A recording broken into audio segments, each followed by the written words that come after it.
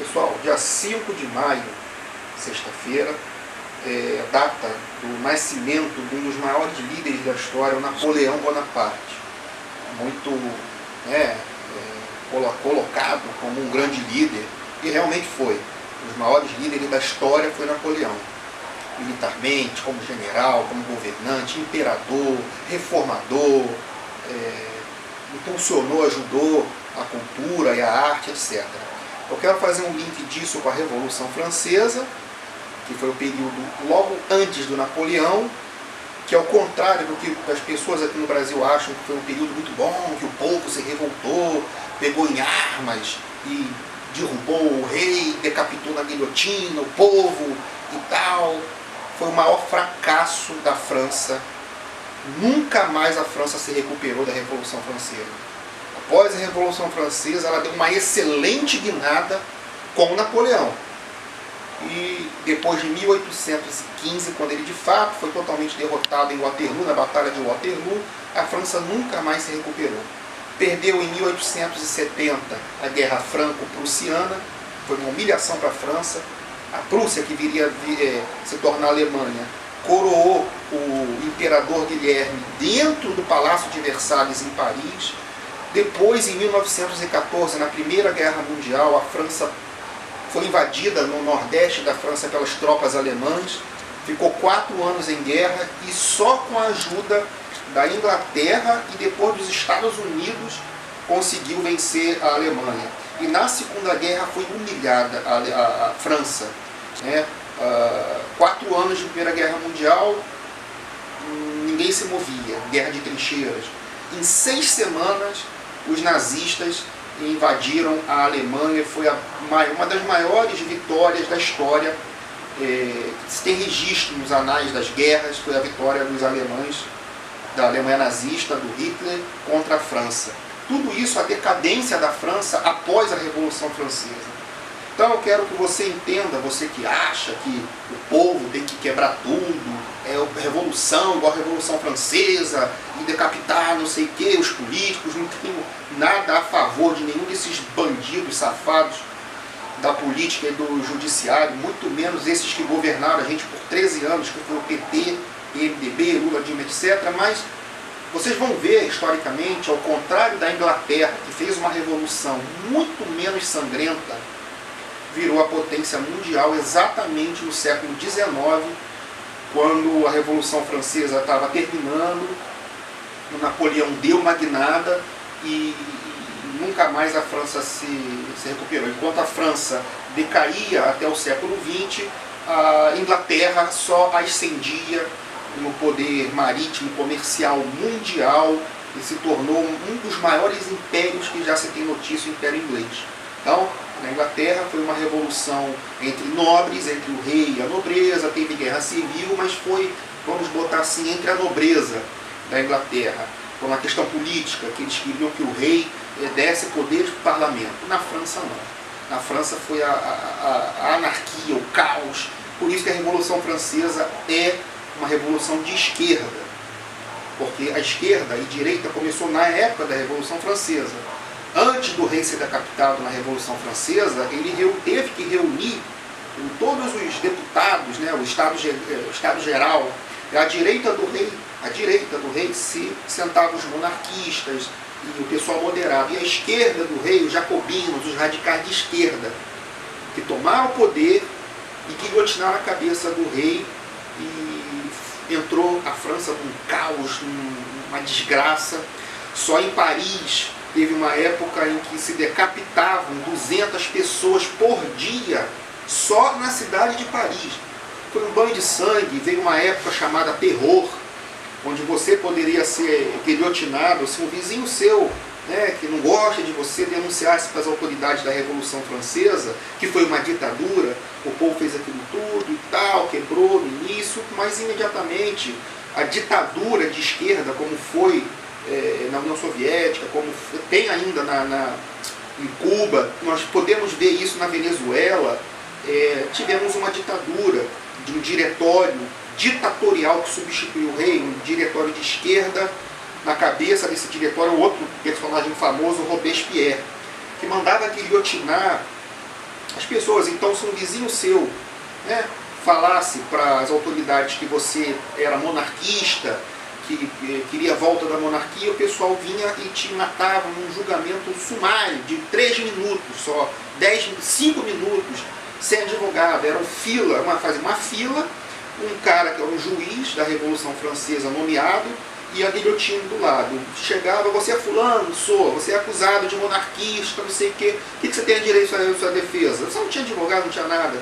Ah, mentira, não sei o quê. Pois é, mas mesmo assim, eu, um juiz, em nome do governo do povo, é sempre assim a esquerda. Governo do povo, diretório popular, te condena à morte, você era guilhotinado e na fila vinha outro, era um banho de sangue. Dentro da França, nos departamentos da França, um banho de sangue, a economia entrou em colapso, uma miséria, e os outros países da Europa começaram, todos monarquistas, começaram a atacar a França por todos os lados. Então, a Revolução Francesa foi em 1789. O Napoleão, ele estudou como militar em Paris, na melhor academia militar da época, se tornou oficial de artilharia e, com 27 anos de idade, derrotou uma esquadra de navios ingleses ao sul da França, se não me engano, em Toulouse, que as tropas revolucionárias não conseguiam de jeito nenhum. Ele, com 27 anos, ainda um tenente-coronel, se não me engano, ele conseguiu, com uma estratégia inovadora, usando os tanques, ele que era da artilharia, expulsou e derrotou a esquadra inglesa. Então ele começou a crescer no conceito, pegaram ele para sufocar em Paris uma rebelião de monarquistas. E ele massacrou, Napoleão com 28 anos de idade, massacrou a turba de populares e de pessoas que queriam a volta da monarquia e não queriam a Revolução Francesa. Ele massacrou, não deixou ninguém, os soldados deles, uma tática, encurralaram a turba enfurecida, a revolta. Então, por aí você pode ver que a Revolução Francesa já começa a oprimir, massacrar a sua própria população, uma revolução que se diz de esquerda, pelo povo, liberdade, igualdade, fraternidade, o lema da Revolução Francesa. O Napoleão, com 28 anos, foi como general para massacrar, ele foi nomeado e massacrou muito, foi muito eficiente. Cresceu mais ainda no conceito do diretório, que comandava a França, botaram ele para comandar no norte da Itália, um exército esfarrapado, que não tinha nem sapato, não tinha roupa, estava sendo batido pelas tropas da Áustria, que era também inimiga da França, a Inglaterra, Áustria, Prússia, todos os reinos monárquicos ao redor da França, e no norte da Itália os austríacos vindo e quase invadindo a França. Pegaram Napoleão, botaram à frente desse exército, ele com 28 ou 29 anos de idade começou a derrotar os exércitos austríacos, deu moral para suas tropas imediatamente, enquadrou os velhos generais que não reconheciam ele, um garoto de 28 anos, enquadrou a todos e transformou numa máquina vitoriosa. Logo em seguida, o diretório resolveu atacar o Egito, porque o Egito era uma possessão inglesa. E lá tinha os mamelucos vivendo. Nessa época já existia o Islã. Botaram Napoleão à frente de alguns milhares de soldados com arma de fogo, mosquete, canhões, e Napoleão simplesmente dizimou tudo que via pela frente. Os mamelucos, teve a Batalha das Pirâmides, as pirâmides do Egito como cenário. Ele invadiu o Egito, subiu onde hoje é a Palestina, Israel, chegou até Acre, que era uma cidade, mas aí as tropas dele começaram a ficar cansadas, doença, peste, sem reforços da França. Porque naquela época não existia tecnologia, nem luz elétrica existia. Então, a esquadra do Napoleão, que trouxe Napoleão para o Egito, os navios foram destroçados pela esquadra inglesa, do almirante Nelson, que também faria história. Então, lá no Egito, encurralado, as tropas com pestes e tal, sem poder receber reforços da França, o Napoleão fica sabendo que lá na França está acontecendo isso aí. Nós já estamos falando de 1799, uma luta pelo poder, a revolução, o Robespierre tinha sido guilhotinado, o líder da Revolução Francesa, que mandou tanto essa guilhotina, como Marat, e tantos outros líderes, como ele acabou mandando matar os amigos dele, muito típico que a gente viu com o caso do Stalin, né? Os comunistas sempre são os que mais matam comunistas. O Napoleão pegou um barco escondido e voltou para a França. Em um golpe de Estado, em 1800, ele foi feito chefe de um triunvirato com mais dois camaradas antigos, ali, políticos antigos. E num golpe militar, o Napoleão toma o poder da França com a força do exército, porque a França estava uma anarquia, um caos. Foram 2 décadas, 1 década e meia de Revolução Francesa, a Igreja Católica perseguida, mataram padres, queimaram a igreja, proibiram a religião, perseguiram os nascentes protestantes no nordeste da França. Foi instituído o ateísmo na Revolução Francesa, era proibido ter outra religião.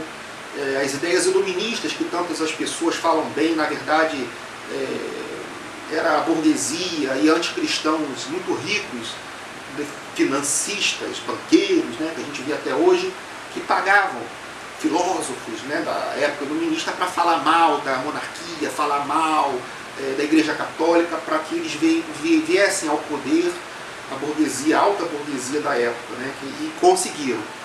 Só que em 1800 estava um caos, a Revolução Francesa foi um fracasso catastrófico e precisavam urgente de um cara para botar fim naquela baderna, ordem na França e conseguir rechaçar as tropas desses outros países. E aí Napoleão, com 30 anos de idade, 30 anos de idade, chefe da França, começou a organizar as coisas, trouxe de volta a Igreja Católica, acabou com o ateísmo radical, deu liberdade de religião, investiu no exército. Ele, que era um excelente general, à frente das suas tropas, começou a derrotar os austríacos, os ingleses, os prussianos, uma vitória atrás da outra, e a Inglaterra ficou isolada na sua ilha, porque tinha que passar o Canal da Mancha para poder invadir a Inglaterra. Então a Inglaterra começou a financiar esses outros países da Europa para que se rearmassem, levantassem tropas e invadissem a França de Napoleão.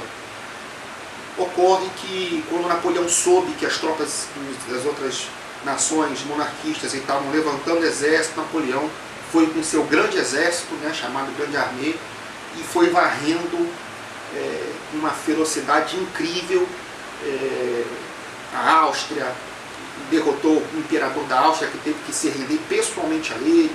Depois a Prússia, né, a imperatriz da Prússia começou a querer também peitar Napoleão. Ele saiu da Áustria, com naquela época tudo a cavalo e a pé, derrotou a Prússia, esmagou o exército prussiano, que viria a se tornar a Alemanha depois, e dominou a Europa. Botou seus parentes para serem reis na Espanha, na Itália, pela Europa, e a Rússia, ele derrotou também a Rússia. Tá? Isso foi antes da invasão da Rússia, né? A Rússia estava dentro da Europa, junto com esses outros países, tentando derrotar a França, e ele teve que fazer o czar da Rússia se render e voltar para a Rússia. Então, o Napoleão viu, foi nessa época, em 1808, que a família real portuguesa veio para o Brasil, porque ele invadiu a Espanha, falou para o Dom João VI de Portugal: olha, ou você fecha com a França, ou você fecha com a Inglaterra. Como Portugal estava extremamente endividada com a Inglaterra e saberia que Napoleão invadindo a Portugal, ele perderia seu poder provavelmente, ou seria um rei sem poder. O Napoleão ia botar seus parentes, seus generais, seus ministros para tomar conta de Portugal, como fez outros países, fugiram para o Brasil. Então ele criou o bloqueio continental comercial contra a Inglaterra. Ele proibiu todos os países da Europa que ele dominava de comercializar com a Inglaterra de alguma forma, para poder fazer um bloqueio comercial e fazer a Inglaterra sozinha ela minguar comercialmente. Ocorre, inclusive, a Rússia, que virou sua aliada quando ele, acabei de dizer, ele venceu a Rússia.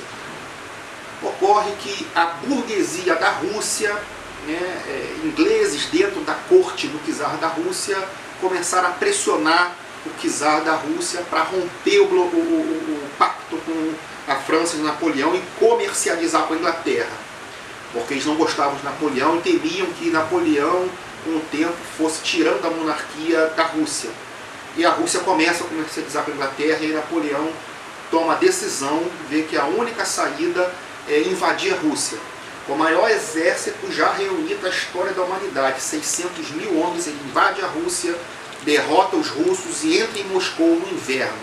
Inverno se abatendo, achando que o czar da Rússia ia fazer a paz, mas não. O czar da Rússia fugiu para São Petersburgo, uma cidade ao norte, antes do Napoleão chegar em Moscou, queimou Moscou e o Napoleão ficou ali em Moscou, inverno chegando, em temperaturas de menos 45 graus Celsius, teve que voltar para a Europa e apenas 15 mil homens chegaram na França de volta, na grande retirada da Rússia.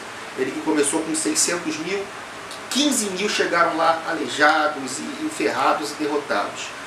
Nesse momento, em 1814, todos esses países que estavam dominados por Napoleão e pela França, incentivados pela perda do seu exército na Rússia e bancados pela Inglaterra, começaram a declarar insubordinação à França, juntaram um exército, invadiram a França. Napoleão, com poucas tropas, levantou novas tropas de garotos e adolescentes do nordeste da França, conseguiu, em inferioridade numérica de 5 contra 1, ele conseguiu defender, dizem que foram as melhores campanhas que o Napoleão comandou, foi na sua derrota de 1814, mas ele não consegue, e os aliados eram muitos, eram exércitos enormes da Áustria, da Rússia, da Prússia, Inglaterra, e ele tem que abdicar e fica exilado numa pequena ilha perto da Itália,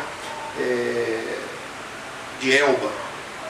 Pouco tempo depois ele fica sabendo que o rei Luís XVIII, que foi colocado no trono da França, restaurando a monarquia do Luís XVI, que foi decapitado, o povo não está gostando, a França está em colapso, e aí ele foge da ilha de Elba e faz os seus 100 dias. O famoso, o segundo governo Napoleão só durou 100 dias, ele tentou levantar exércitos, a França ficou do lado dele, o povo do lado dele, o rei Luís XVIII teve que fugir da França para não ser decapitado, sei lá o que, mas rapidamente a Inglaterra, junto com a Prússia, junto com mais outros estados, derrotam finalmente Napoleão na Batalha de Waterloo, na Bélgica, e Napoleão é definitivamente declarado inimigo da humanidade e perturbação da paz mundial, e é exilado na ilha de Santa Helena, aqui no Oceano Atlântico Sul, entre o Brasil e a África, e ali morre com 51 anos de idade, em 1821.